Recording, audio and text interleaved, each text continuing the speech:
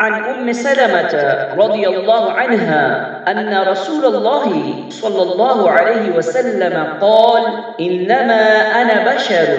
وإنكم تختصمون إلي ولعل بعضكم أن يكون ألحن بحجته من بعض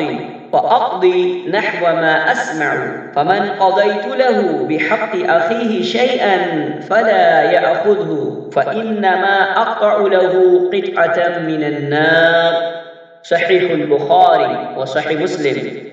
रसूलुल्लाह सल्लल्लाहु अलैहि वसल्लम ने इरशाद फरमाया,